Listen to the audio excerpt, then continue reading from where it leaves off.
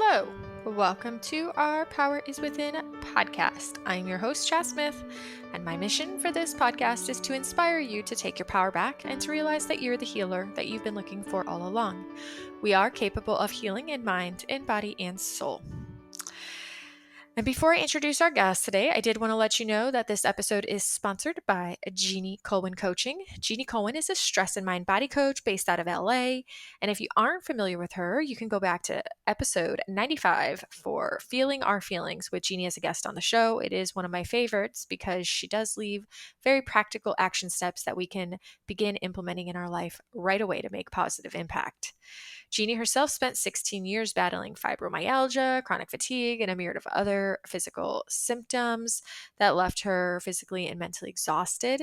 And she has healed herself completely and is now obsessed with getting her clients fast results through her one-on-one mind, body, and TMS coaching program.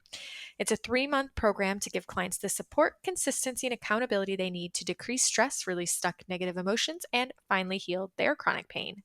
And she offers free 45-minute consult where together you will identify what is holding you back so that you can take the next steps in your healing. So go to the website, www.jeanniecolwin.com, that's JeannieKulwin.com, and book your free call today. Now, as mentioned in last week's episode, I have partnered with Kent Bassett, the producer of a film called This Might Hurt, and his team to offer you guys a complimentary streaming of the film for 2 weeks, which began last Tuesday. So if you have not yet watched this film, no worries. You still have an entire week to do so.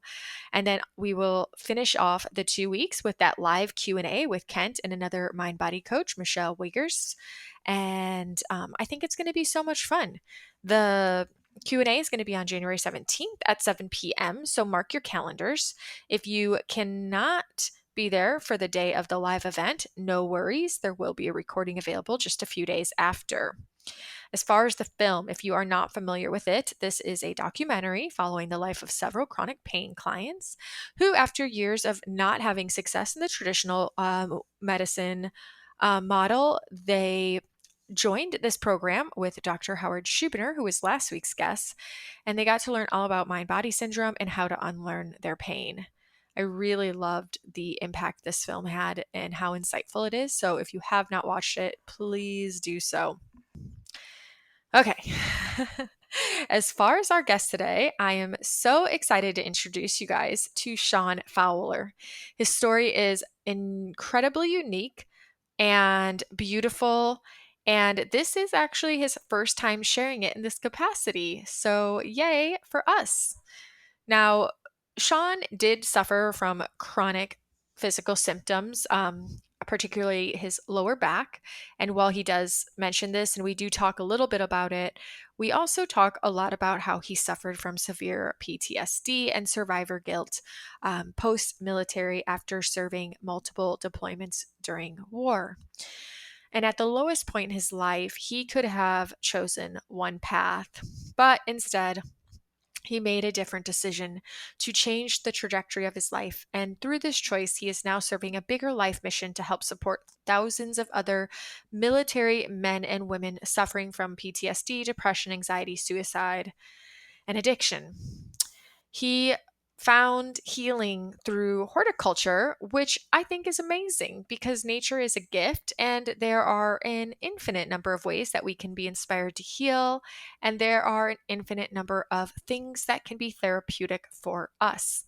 For him, houseplants was a huge factor, and now he wants to share this message of possibility amongst his fellow soldiers and truly anybody out there who has struggled with mental challenges, suicidal thoughts, or have lost hope or a will to live. Please make sure to check out his mission and his fundraiser that he talks about in this episode and enjoy his story. Sean, thank you so much for being here with me today to share your story. Hey, Jasmine, thank you. Yeah, I'm really excited to get to have this conversation with you. I know for everybody who's listening that we're gonna, a lot of my episodes have really focused on purely healing the physical body, which by now everybody who's listening knows that that's never just the case. Like when we have any kind of issues in our body, it's always more complex than that. And there's often tons of elements of healing the mental and spiritual side of things too. But for us today, I think we're going to really hone in and focus on the mental side of things and the mental aspect of healing, and have you talk about how through so many challenges in your life, you've still risen above, and some of the things that you've done to remove barriers to your power, self expression, and leadership. Does that sound good for you? Yeah, that sounds great. Awesome. So, I think what we're going to do is start out with you just kind of giving a little brief background about of your story and what you've been through. You are ex-military, and I think that we can set this up if people just kind of have an understanding of what you've been through and a little bit of your timeline. Does that work? Yeah, that works for me. Okay. Okay, so hello. My name is Sean Fowler. I was born in Columbus, Ohio on March 5th, 1986. At 18 years old, I joined the U.S. Army Infantry in 2005. Um, I served total for about 26 months. I served total for almost 12 years. 26 months of that was spent in support of Operation Iraqi Freedom. Mostly I spent time in Baghdad, and then I also spent time north of Baghdad in Bakuba and the Diyala province. I was deployed from 2007 to 2008 and 2009 to 2010. In On my first deployment, I was on a rooftop in Baghdad where two 40-pound propane tanks exploded in an improvised explosive device incident. I was knocked unconscious and got shrapnel in my arm and my butt. I jokingly said later, in reference to Forrest Gump, that I never saw a nickel of that $1 million. Recovered, went back and finished the deployment, came back to Fort Lewis, Washington, where I was stationed with the 2nd Infantry Division, 4th Brigade, 138 Infantry Regiment. That was my first unit. Went back stateside for a year, back to Iraq, deployed again.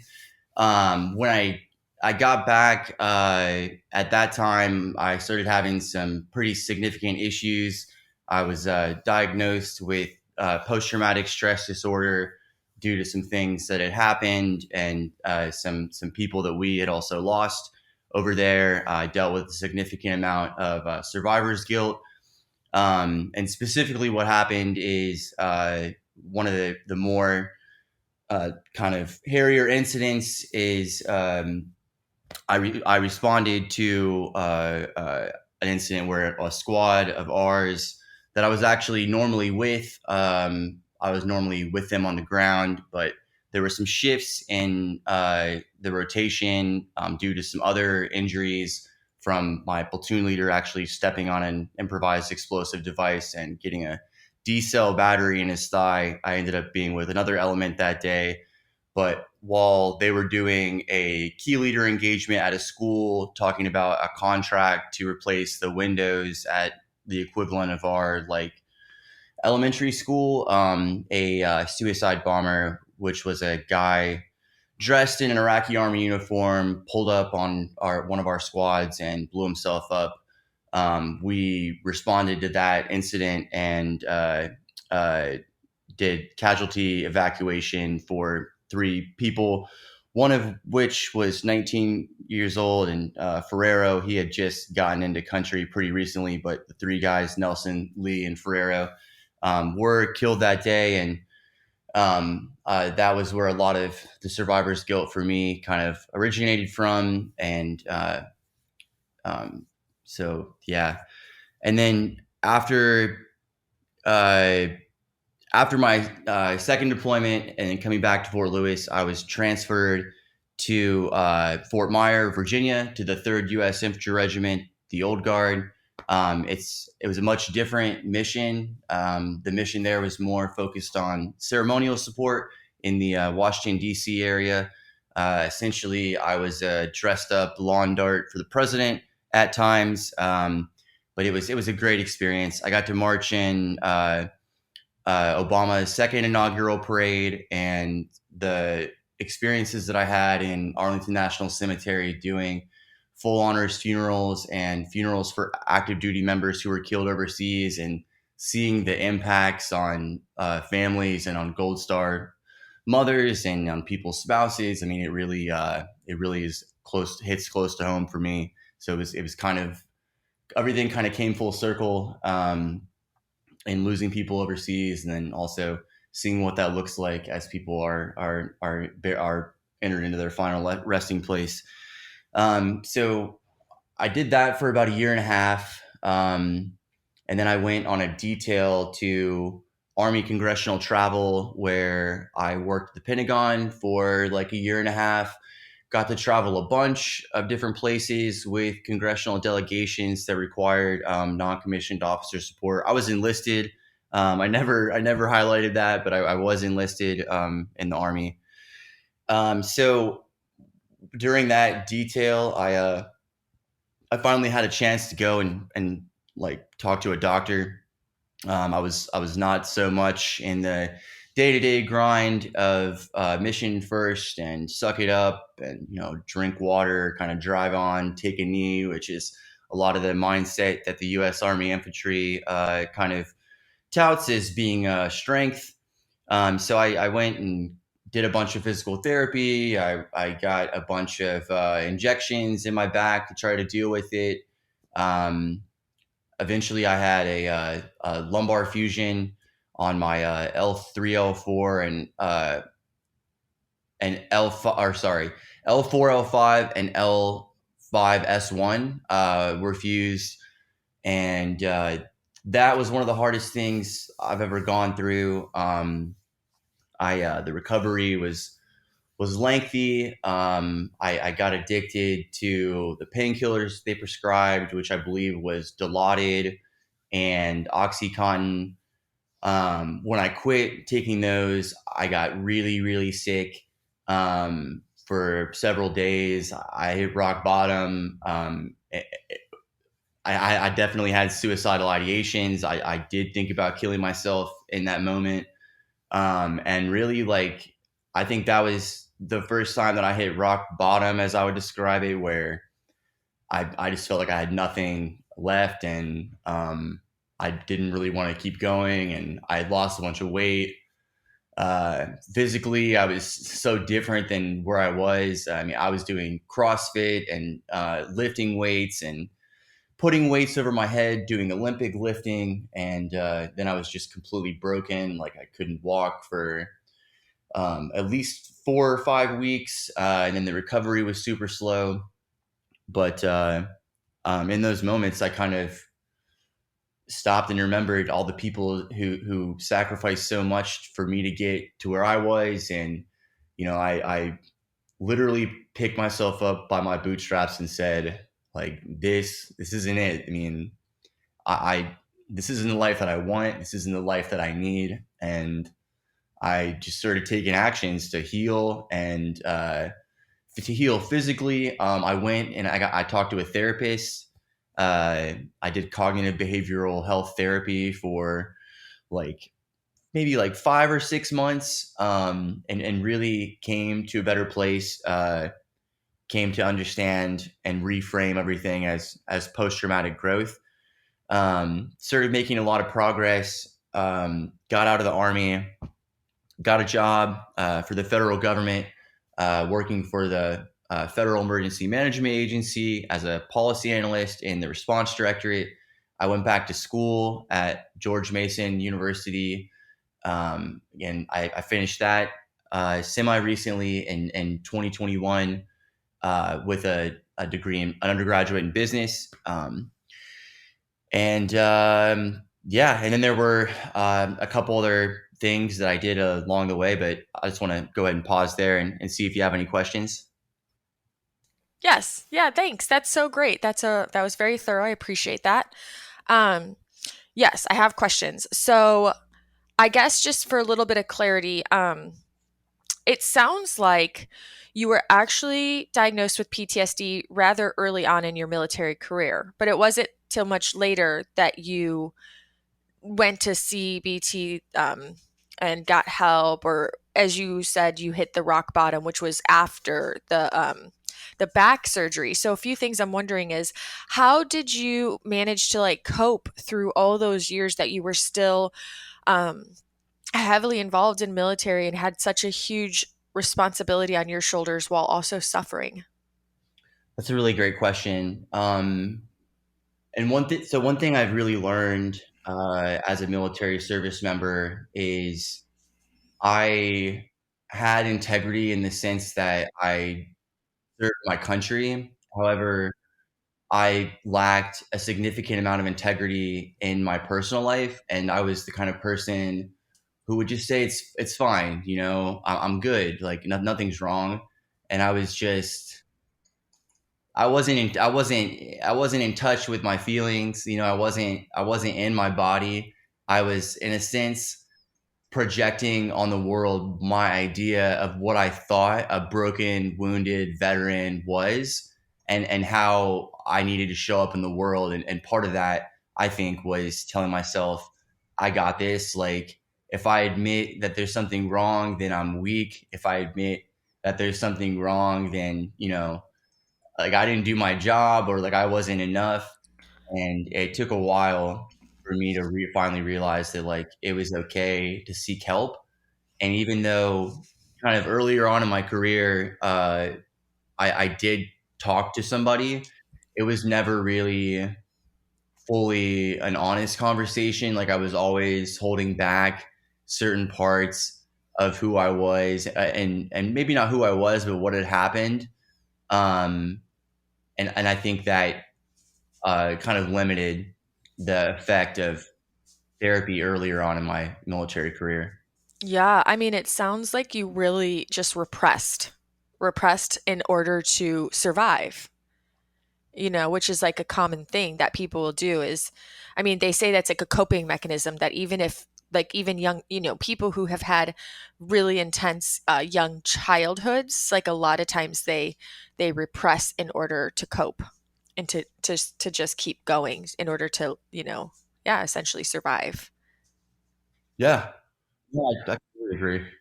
Yeah. And it's interesting because you had a lot of back in the day, you had a lot of those old kind of dogmatic belief systems, like the thought that if I admit something's wrong, I'm weak, or I'm like, like, this is common also with men. I mean, but women do feel this often too, but very common with men, like can't show signs of weakness, can't have emotion, can't, admit that you're feeling affected by what you've been through, and that all those shoulds show up in our life, and that can be really heavy and hard to deal with. A little bit of toxic positivity, like I got this, it's fine, no big deal. Which even something I've learned in my own life from my childhood is how incredibly um,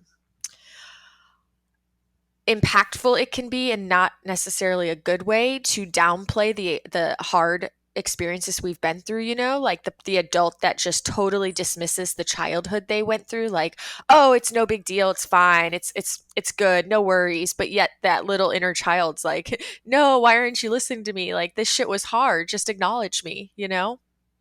Yeah, yeah. Yeah. So I'm also curious about the timeline, or a little bit more about your back surgery. What led into that? Like, were you experiencing back pain for a prolonged period of time? Did you have a specific injury that you're aware of, or was it more just back pain creeping on and progressively getting worse? Yeah, so the incident that I referenced that happened on the roof in Baghdad, which at the time it was described as the Sunni Triangle, which was they called it the Triangle of Death, and it was that year there were the most amount of military deaths, and there were also the most amount of people in the country at that time, um, and including tons of defense contractors. Um, so in that incident on the roof, when I was knocked out and injured myself, they think that that may have misaligned my spine, because pretty much after that I had intermittent back pain, and adding on additional army stuff, carrying around gear, ruck marches, sleeping out in the field, training exercises, a lot of strenuous PT. Then I eventually it just got worse. I was having pain in my legs. To anybody out there having back pain, I am so compassionate and sympathetic. Uh, Chronic pain issues writ large, I'm so compassionate about because it was like this nagging pain where it was always there and it was always like a distraction. So I felt like I wasn't fully happy in my life. And it's such a reminder that if we don't have our health, I mean, we don't have much. And I wasn't able to focus on so many things because of that pain. Yeah, I mean, pain can be debilitating and distracting, and pain can lead to anxiety, depression. I mean, people who literally sacrifice their life because they're in so much physical pain, like it's real. It's a real challenge, which is one of the reasons why I have the podcast to help, inspire people hope to overcome pain. Yeah, yeah. I mean, people totally can. I mean, I had to go from feeling a certain kind of way about my body and what I could do physically to that being completely different. Hmm. But the only thing I really struggled with, I mean, at the end of it was my idea of what that meant because there was so much I could do. And when seeing those opportunities, that I could, okay, I can't do this exercise, but I can do this. I Mm, can't do this, but I can walk. And if I can take a step, then I can put one foot in front of the other and I can go somewhere. I can build on this. And it took a while to kind of build that resiliency. That's such a huge, awesome point that you're making because it's so true. Because I can attest to um, sometimes when you have pain that does limit you and there are things you can't do, it's so easy for us to like get so caught up in what we can't do and then like devalue ourselves more because we can't do X, Y, and Z. But God, it's so powerful when we can reframe and focus on what we can do, like how you just said.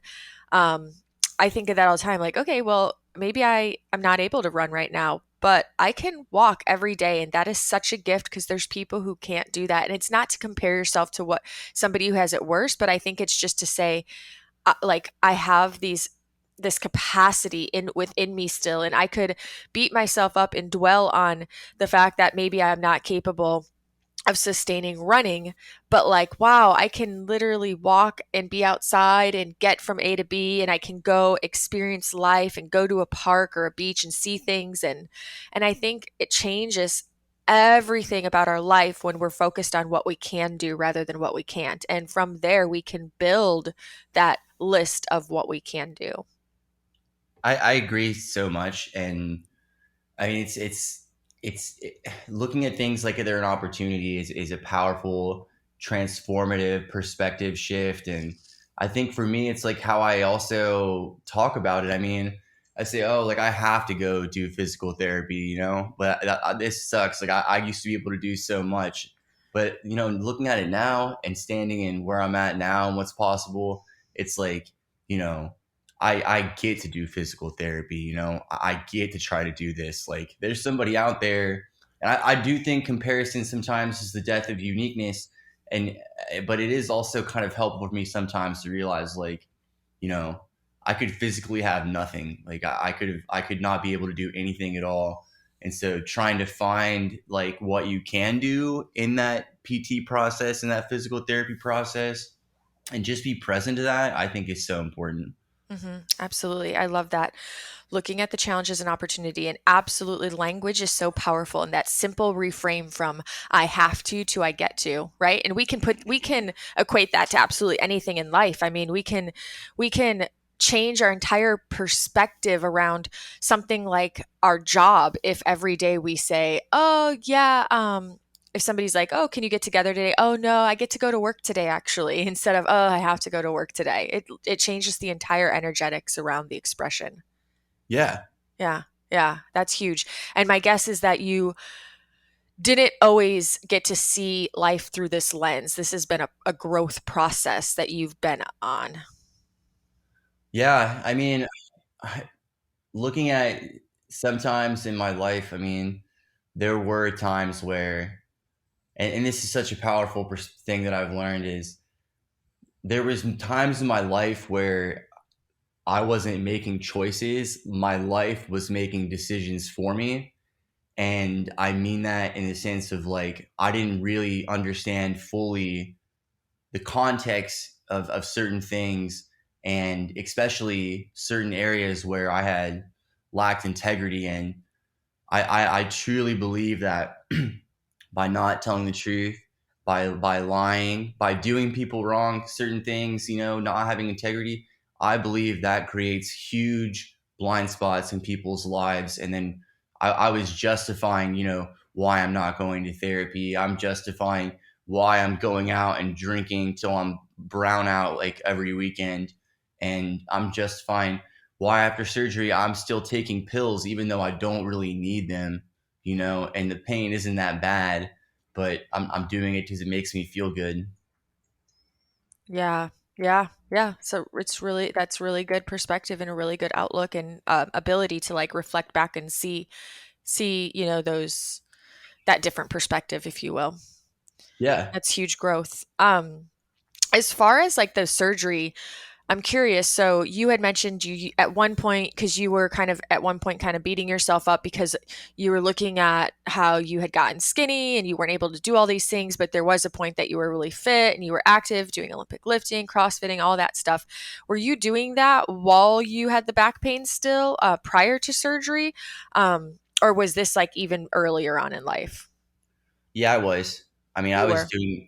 yeah, I mean, I was playing hurt. I think not everybody, I mean, I don't know how everybody handles stuff in the military, but I avoided going to sick call. I avoided going to doctors. I didn't get looked at for anything that I had injured at certain points.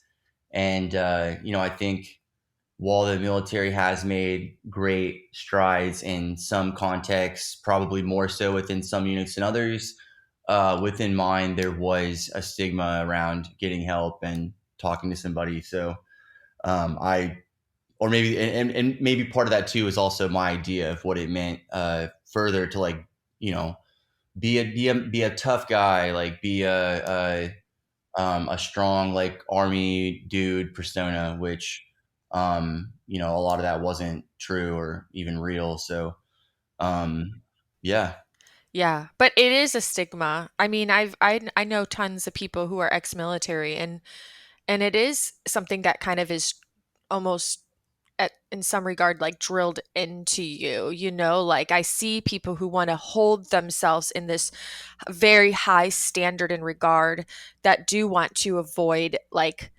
being in a sense real, or they do perceive that there's a weakness to feeling an emotion or to admitting that you need help, because they want, I mean, you're so used to being the help. yeah, yeah, It's a lot to overcome for sure. And not everybody is so lucky to have, whether it's like the right help in the right time or the right epiphanies or the right capacity to seek that help eventually and to overcome those challenges. And so that's why it's really exciting to have you here to share your story, because I know that the more people that get to hear your story and witness you coming out on the other side, it will inspire hope for them to be able to navigate their lives differently and create that possibility as well. Um, so after after back surgery, your rock bottom, your epiphany, like I'm not doing this life. Like this is my life's going to be different. Kudos, that's awesome. I wonder, because I wonder if was there any point where you're like, people literally ended up like surviving and I or dying and I survived all these things. Like this is not the way I'm going out. Did you have that mindset at any point? yeah, Yeah. yeah. I did. I thought, well, so many people they did so much for me to get here, Hmm. and while my some of like what I think about the war has changed significantly from when I was 18. I justify things that we were there for each other, and those guys would have taken a bullet for me, and I the same, and so I really did, I really, and I still do. It's one of the it's my strongest call to action, is helping military families and veterans, and um, yeah, I mean, I realized like it would in a sense be selfish of me to not keep going and live a life that I love and that I author, and honor their memory, and live my life fully for them. Yeah. Yeah, absolutely. I'm like, as I hear your story, I'm like, well, the universe clearly had a plan for you, you know? You dodged the bullet in many, many situations and got to rise above. And now you have this passion that drives you forward. And I have no doubt that that was part of a bigger plan. So I want to talk about some of what you have going on now. I've obviously discovered you through Instagram and your absolute passion for plants and growing plants and gardening. Um, I'm curious how, and I know that's been part of what's really helped you on your recovery journey, the recovery and growth side of things.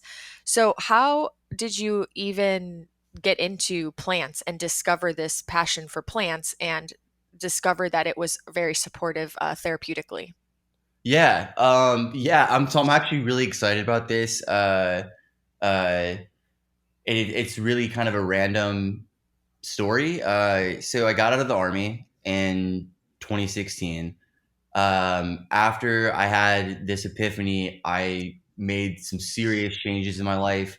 I broke up with the girl that I was living with at the time.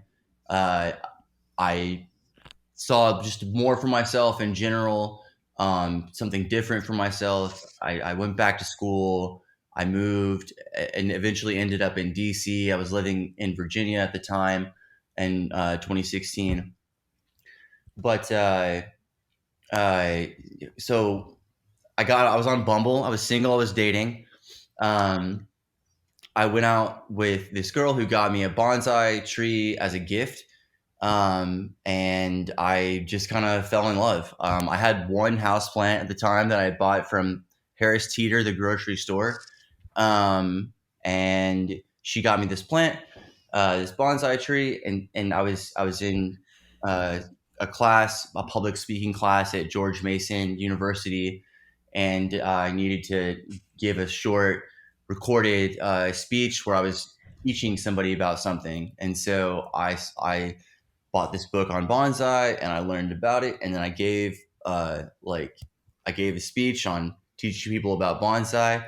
Uh, I went way over on time and I actually got a terrible grade. But I was just kind of left like mystified and kind of genuinely drawn to and felt connected to gardening and horticulture, and just kind of had this magical kind of moment like connecting with plants and realizing like, wow, how do I make this thing grow, like what's going on in the pot. And I was really left with more questions than answers, and then things just kind of escalated from there. That's awesome. So it was love at first sight with not, a plant. not in a dating situation, yeah, but the plants for sure. And for those of you who aren't familiar with Sean on Instagram, that one lonely bonsai has now grown to like hundreds of plants. Yep, over 150 now. Indoor, all indoor. Yep, all indoor. Well, the cool thing is that sometimes plants can't. They're so beautiful. I'm obsessed with plants too, obviously. But sometimes if they're not arranged correctly, they can feel rather cluttery. But I've seen pictures and I can witness that yours are so artistically displayed and creatively and beautifully organized that it's anything but cluttery. It's absolutely just beautiful art. Thanks. Yeah, Yeah, yeah. I it's a lifetime thing for me. I'm a big advocate for green spaces and the science-backed benefits of horticulture. It's there, it's a thing. I think gardening, the act of gardening helps people. It reduces cortisol, it reduces stress. Being in green spaces promotes productivity and reduces stress.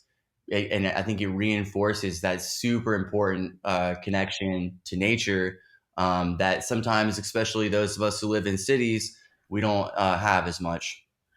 Yeah, absolutely. Yeah, it's very true. I mean, I could not imagine living in a space without living plants. I would just feel so sad and it would just be weird. Right?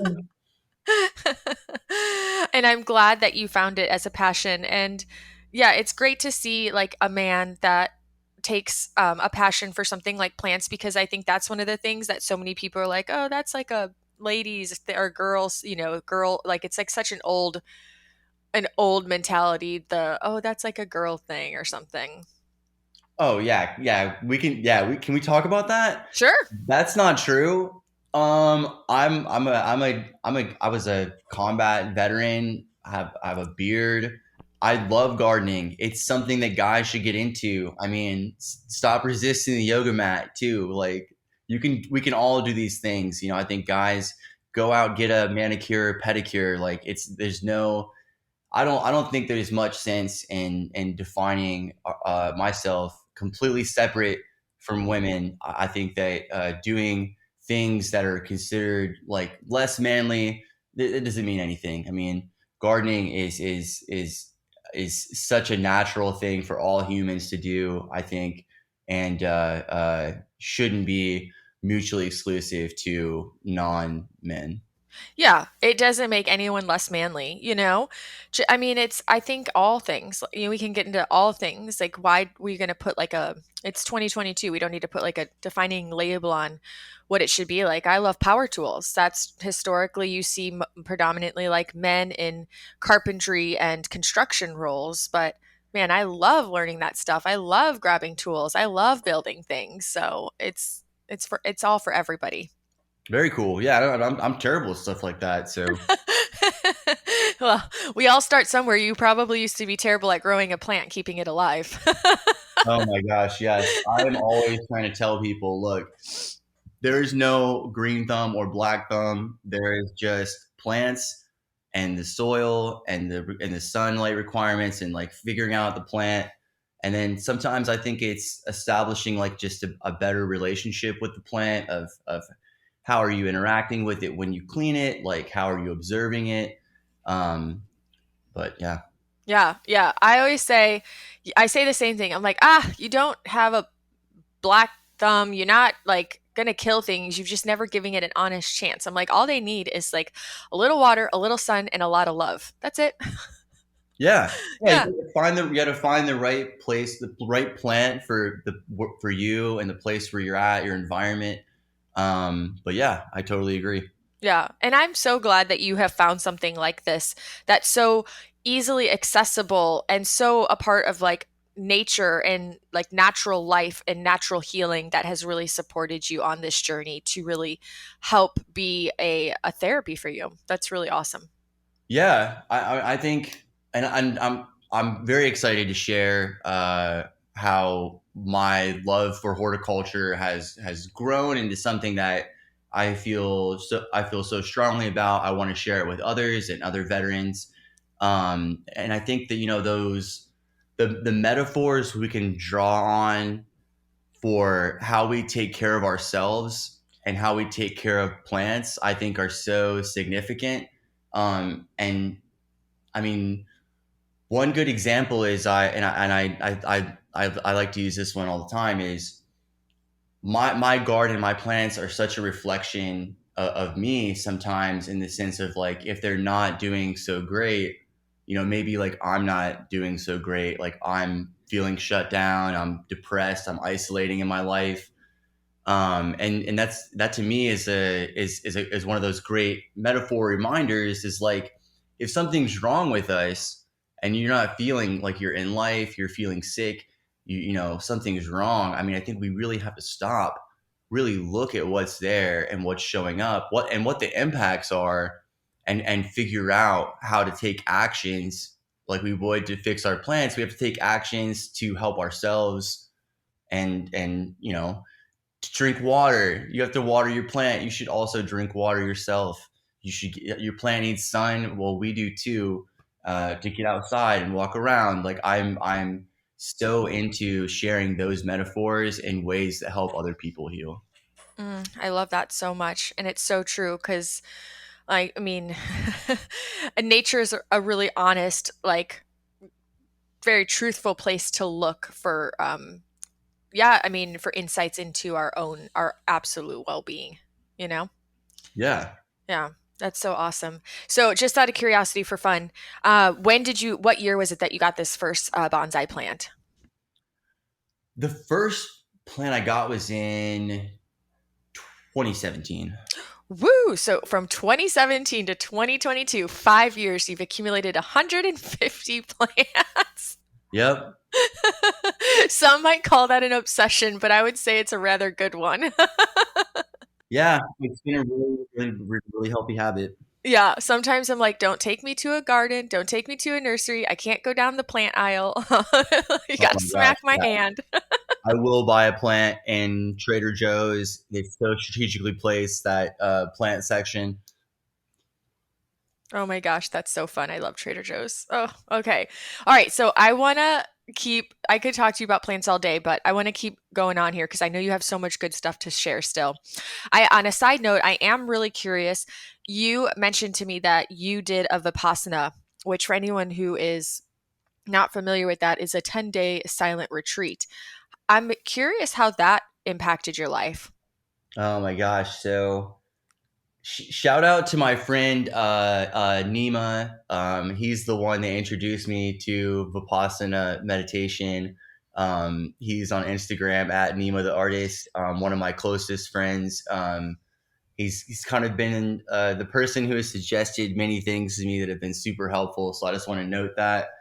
Um, so Vipassana, I got into meditation through like doing it at a yoga class, and had like a good experience, and so became curious.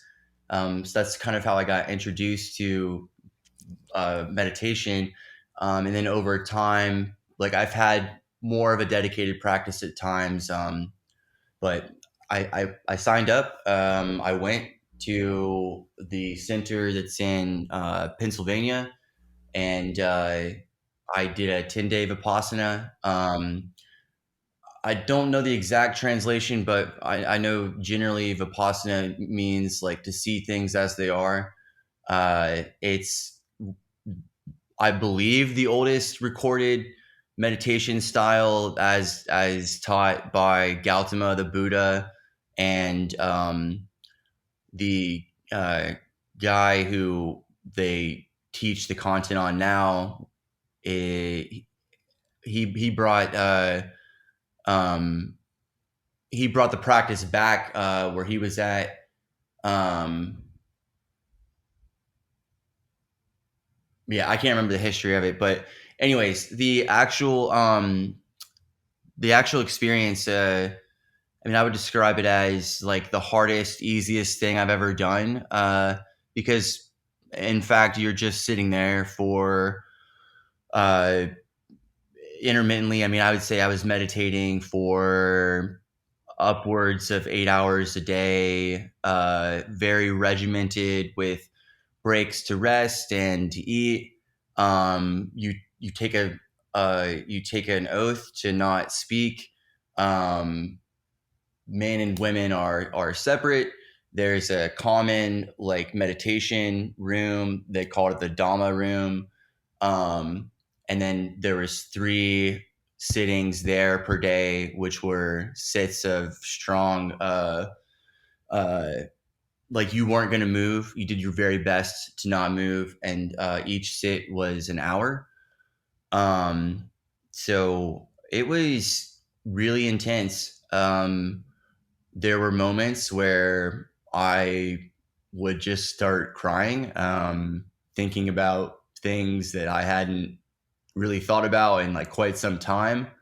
And I think that over those days, I really peeled back the onion per se of all the thoughts and thinking and the things all in our heads going everywhere, and really just felt alive, like felt in my life.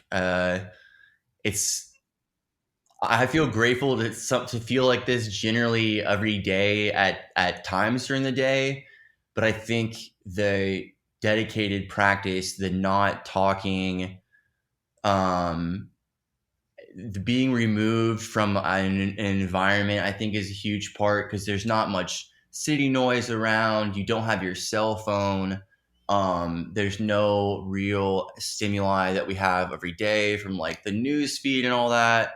So it really was an opportunity for me to kind of just really strengthen my meditation practice and um, really get a tool. A really highly meditation, I think, is a highly effective tool to purify your yourself, and I think that it takes time to build like a muscle.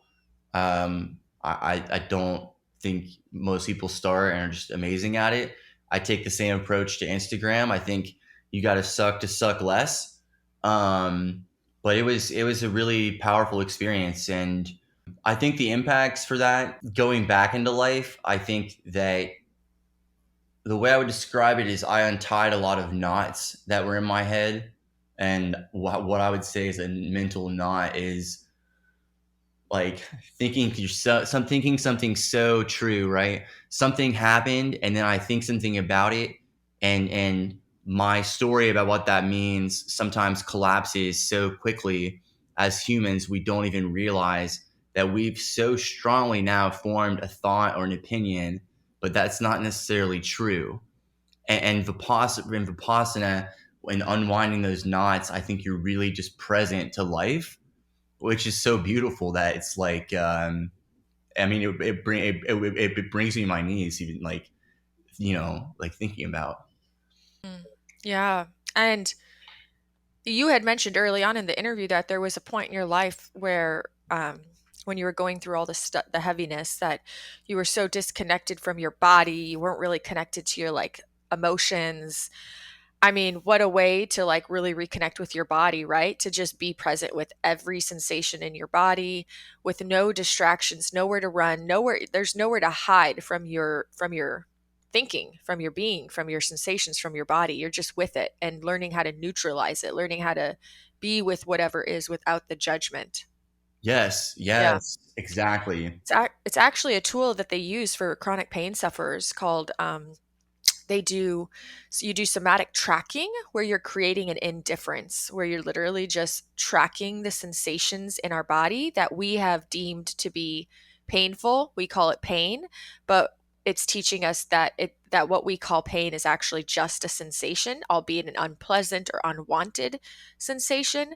It is just a sensation, and learning how to just be with that and send a message of safety into the brain to remind the brain that like this is just a sensation and it's safe and it's okay. Just creating that indifference. And that alone has pretty profound impact on minimizing what we call pain in the body. A lot of people have a lot of success toning down that pain when they can get really present with it, like in that way, in that safe space.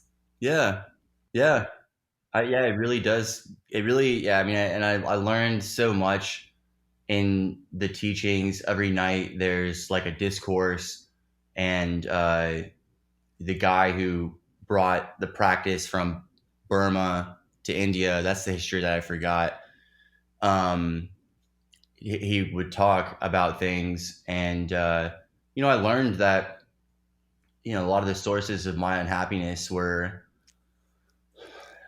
craving certain things, and realizing that you're always going to crave more. Like it's never going to be enough, right? Like, and then the other thing that was making me really unhappy was aversion to like talking about things, feeling things, doing that thing that like you should do, or you wronged that person, you should reach out and make it right. Avoiding that kind of stuff. I think those are the two main causes of an unhappiness that I learned about. That's beautiful. That's powerful. Yeah, that's awesome. So you still have a meditative practice in your life? Yeah, I do. I mean, I will admit that I have a calendar event once in the morning, once in the evening for an hour that I do not always hold. Um, However, I'm striving to have full integrity and maintaining the full scope of my meditation practice, which is 2 hours a day. But I do, at a minimum, try to meditate every day. Yes. That's beautiful. And you know what? Not always showing up for those full 2 hours is also okay, especially if in those moments you're practicing compassion and grace for yourself, Yeah. Because something I've learned is I can have these beautiful goals and I can work towards them, and every day all I can do is my very best. And in the meantime, I can also have grace and compassion. And it's about the big picture, like how am I showing up overall? If one day I miss something that is important to me in my daily self-care rituals, and just learning how to have forgiveness and just not beat myself up for it or put a demand on myself that, of perfection. Yeah. Yeah. It's also super important. Speaking of meditating daily, do you have any other daily rituals or commitments that overall try to keep to yourself to keep yourself healthy in mind, body, and soul? Well, I don't know if it's so much a commitment, but one of the most impactful things that I've experienced, which I'm still in right now, I'm in the last part of the curriculum, which is called the Self Expression and Leadership Program. It's the landmark curriculum. It's a curriculum for powerful living. I usually caveat this by saying I don't represent the company at all, because sometimes people get a little bit weirded out by the cost of it. Um, so I just caveated that, that I share with people because I know the outcomes are positive and because I know it's really helpful. And the reason why it has a cost is because the people that work there are super amazing people who are out there really making a difference in people's lives in a very real and tangible way. And I would be remiss to not share it because it changed everything in my life, in a positive way. Every aspect of my life improved. But I did this thing. It's called the Landmark Forum, in 2019, per the recommendation of my friend Nima. He also told me about this, and uh, basically, what it is it's like a 3 day virtual or in person facilitated transformative learning experience where they make certain distinctions that led me to understand that life is an opportunity, and that you know people can declare victory over the past and constitute themselves as a new possibility, and people can go back and restore their integrity and make things right. And when people really get like what's in the way, right, what's like right there on your heart that you want to do, or you want to say but you're not doing it, when people get that out of the way and they're just in life like acting in action, it's the most beautiful thing. And like I got my family back, like I got relationships with my family, I got promoted in my job. um i I became an influencer on Instagram because I was able to self-express. I was able to feel okay with just being me. um and that kind of just set like off a domino effect in my life that led me to doing more of the curriculum. And I went to the advanced course, which is the next part. And then now I'm in the self-expression and leadership program, and the outcomes of that have just been so exciting and so inspiring. That is such a beautiful gift. That is amazing, and it's so true.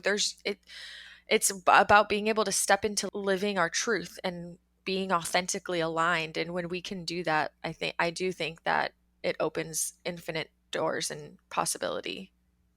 I completely agree. And I mean, what is better than realizing that as human beings, I mean, we're a possibility of possibilities. Like sometimes you don't know what's going to happen when you do something, but I feel like taking action is the only real way to produce results. And to like see other people like fully in their life and like to see them like light up for stuff. I mean, that to me is like the greatest gift, like the greatest, some of the greatest, most authentic joy and most authentic experiences that I've had in my life. Mm, that's so beautiful. I love how you just said we're a possibility of possibilities. I wrote that one down. That's awesome. It's so true. And I'm so curious because it sounds like this landmark forum really had a massive impact in a positive way in your life. And this was all from only 3 days, 3 intensive days. Yeah, the timelines for the advanced course are a little different, and the self expression and leadership program goes over the course of several months. Hmm. Um, but the forum, I mean, at the end of the forum, standing in what was possible for me. I mean, I don't know, everything just seemed like to open up. Like Mm, I felt lighter. I had some conversations with my parents that maybe I had before, but it wasn't like I wasn't being straight with myself, you know? Like it kind of ties back to what I mentioned, like the stories we make up for the yep. things that happen. I wasn't being straight with myself about the things that had happened, but in doing the work and getting straight with myself, I was able to like get straight with like other people and really be a powerful force in life. And yeah, I mean it's super transformative, and I'm beyond grateful for my friend Nima who introduced me to it, and for the people there that are really on the ground, like they're really on the court doing work to make to help people realize their like that their full potential and really improve their performance in whatever area of life they want to improve in. Hmm. That's so awesome. So, okay. It sounds like, and you can correct me if I'm wrong, but it sounds like some of the impact that Landmark has had in your life might have contributed to leading you into the work you're doing right now that you're really passionate about, that you've briefly mentioned, that I definitely want to give you a space to talk about, which is this nonprofit work.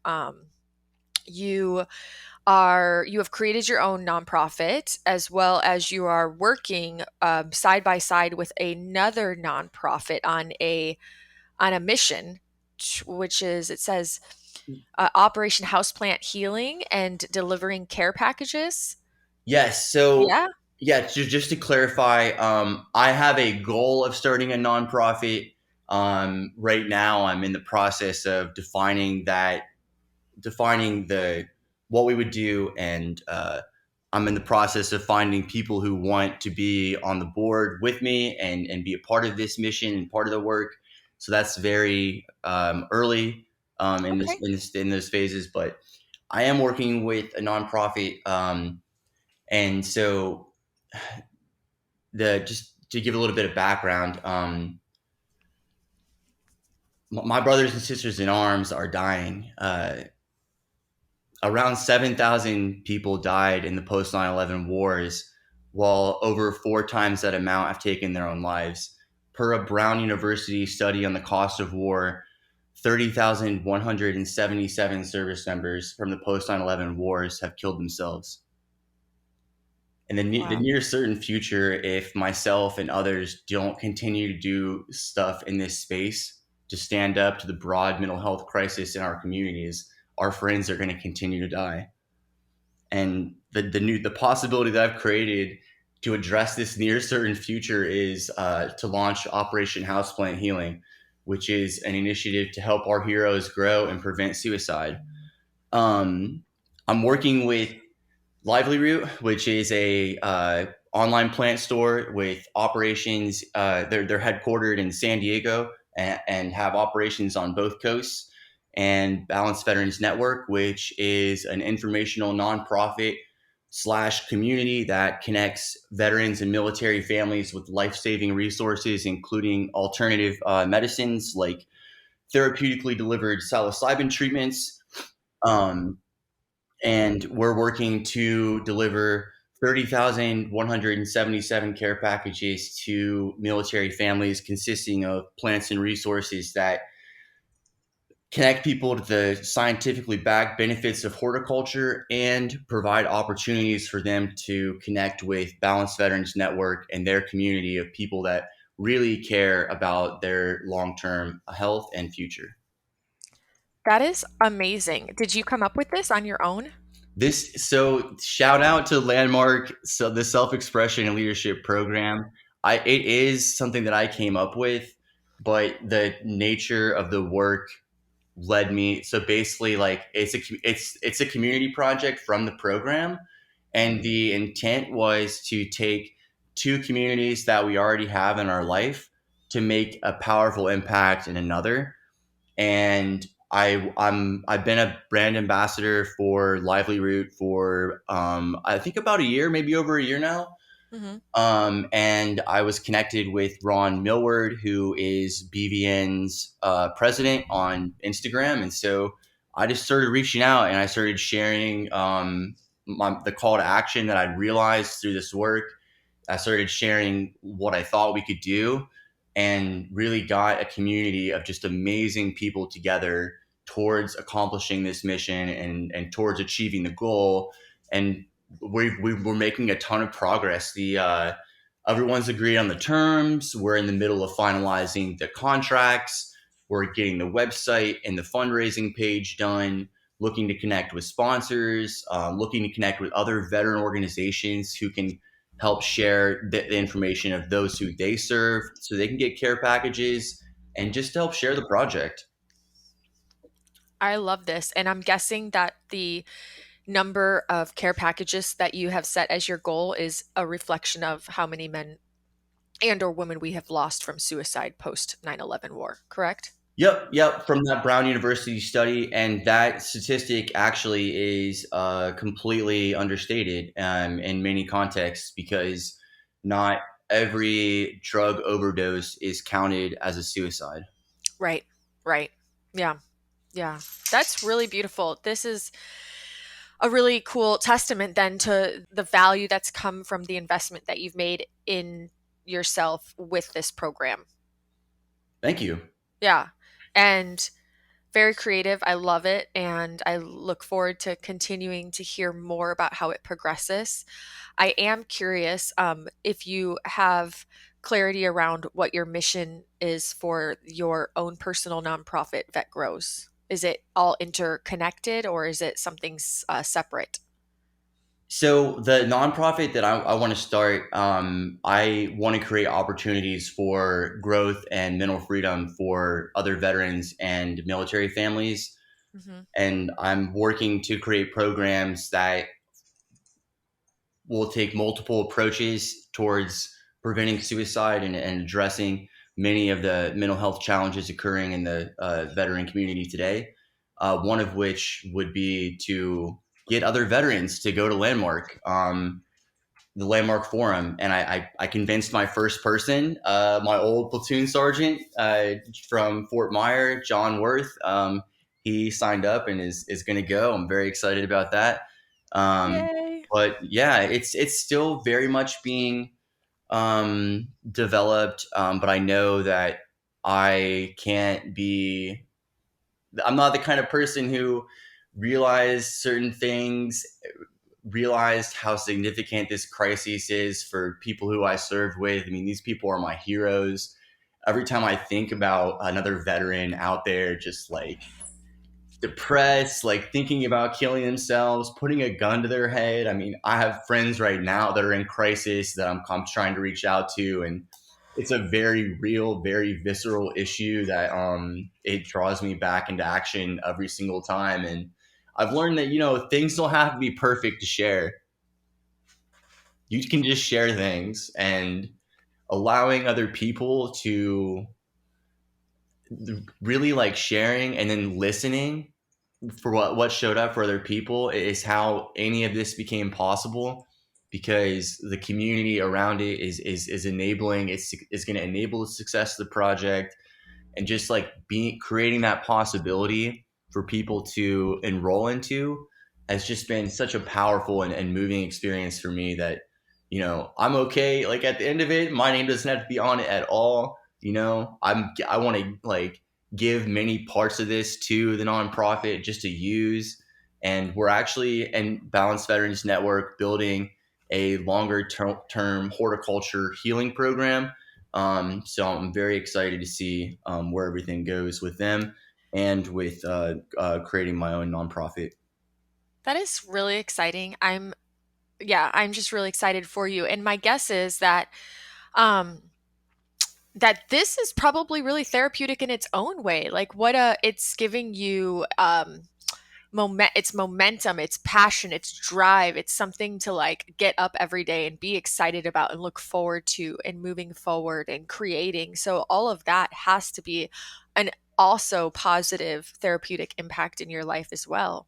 Oh my the one of the it's I've talked to guys recently who I haven't talked to in over a decade, and I realized like how important it was for me to have them in my life, and hearing their stories. I mean, it's hearing my own story, and like we get out, we lose those connections. We don't talk as much, but being able to connect with them now in the present moment and share and like both the good times and the bad, and be just a person who's out here telling people, hey, you don't have to live in the past anymore. Like you really can say like, I'm declaring victory over this. I'm not going to let the past show up in my present.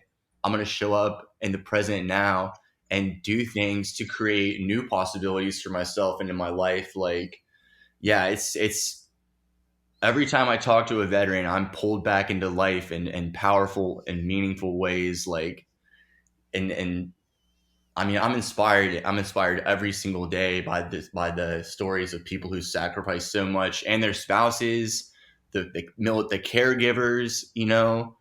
The my sister, she's a nurse for the VA who, in part, got started with that work because of me to help veterans. And so I'm inspired every day by like their sacrifice and their service. And I have friends who still serve, and I'm so grateful to be connected with them and have them be a part of Operation Houseplant Healing. And yeah, I mean, it really does give me a reason every single day to wake up and be like, you know what, like life is a little bit easier if you can live it, for something bigger than yourself. Like when I was in the military and getting out, for a lot of guys and girls and people, we we end up lacking that purpose and that direction, and we lose sight of the fact that we were probably leaders at one point. At least the military does a great job of creating leaders, Right. to an extent. And so being able to be a leader in the military community now, it's given my life so much meaning and filled me with so much hope.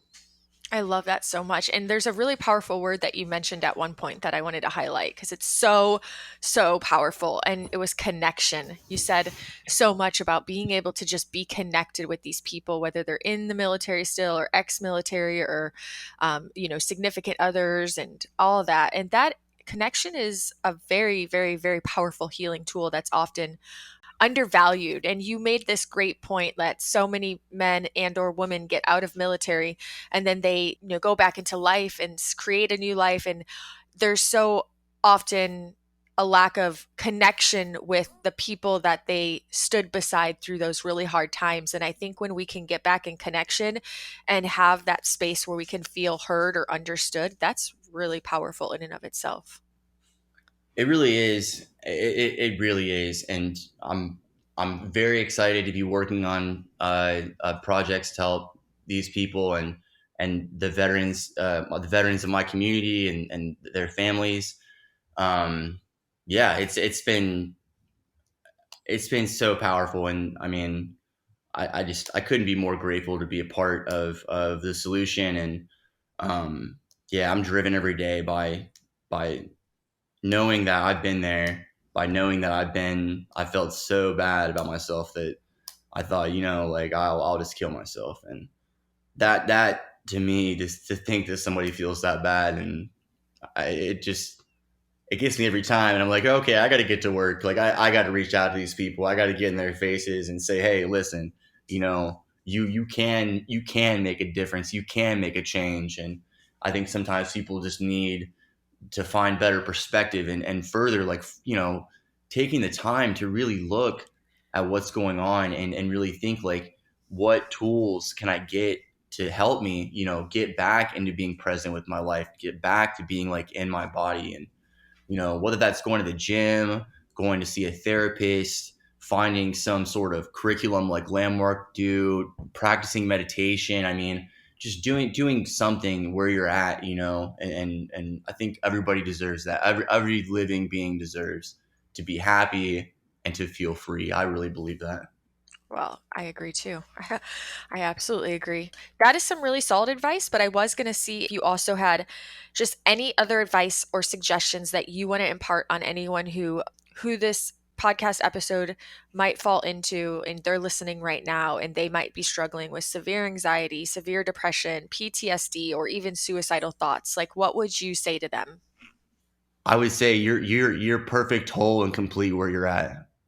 You know, there's nothing wrong with anyone necessarily, and how we apply those stories about things that happen to us, and I think that's what is really being struggled with sometimes. And so I would just say,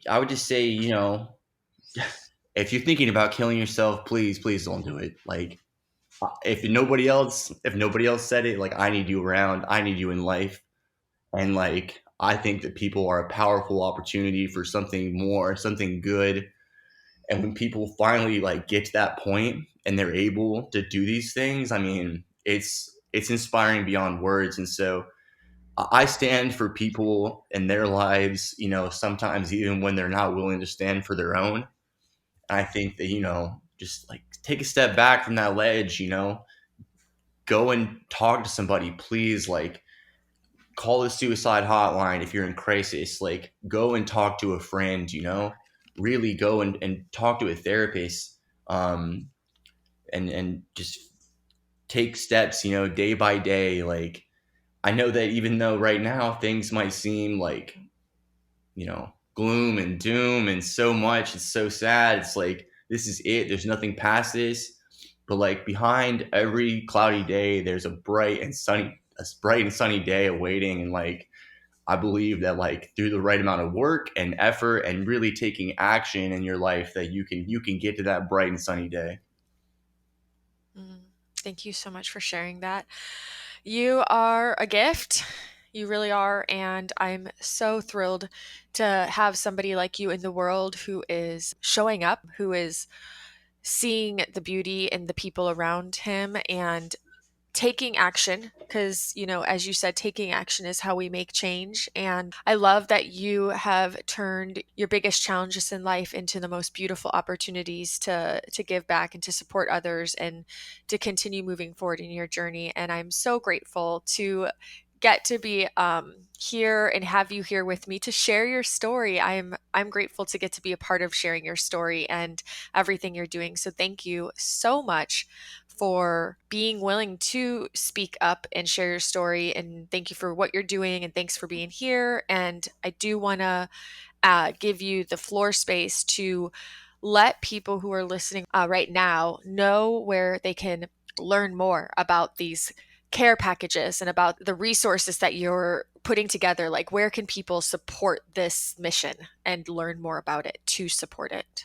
Yeah. So you're welcome. And thank you so much for having me on the show. Thank you for being the kind of person who's trying to share stories, and is not just trying, but you're sharing stories of from people that can help other people. I mean, that's so meaningful. And like, thank you for, being a kind of person who's out here making a difference. And yeah, I'm going to be sharing a lot more. The website will be up at some point in the near future. It's going to be operationhouseplанthealing.com or houseplанthealing.com. So keep an eye out for that. For more immediate updates, follow me on Instagram at Sean Fowler. It's just my name. I'll be sharing more on there. I've done some fundraising through there. Please, consider following Balanced Veterans Network as well. If you're a veteran, they're a great community. They can connect you with resources that will really help you. And yeah, just thanks again. This has been a great experience. This is my first podcast ever. First time sharing my story in this format. I'm super grateful that we got to create this opportunity and this for everyone together. And yeah, it's been a really, really good chat. Yay! First time for everything, right? Yeah. Oh, yeah, it's been such a pleasure. And that is a wrap. Once again, I do hope that you found value in listening to today's episode. Please subscribe so that each new episode is waiting for you in your podcast library. Like it, share it with a friend, share it with your social media, and help me get this message out far and wide this year. I personally found Sean's story to be incredibly inspiring, powerful, and raw, and I really love what he is up to in the world these days. As he said, it took a big challenge and became an opportunity, and we all get to take these big challenges and make them opportunities if we desire. Please remember to never give up hope. There is always someone to reach out to if you feel alone. And I know I haven't done any official challenges yet for the new year, but let's do an unofficial challenge. If you're one of those people who always say you don't have a green thumb, give yourself another try. Go get one tiny little house plant, put it in a window, give it some regular water and lots of love, and just see what's possible, because you might surprise yourself. And until next time, make this week great.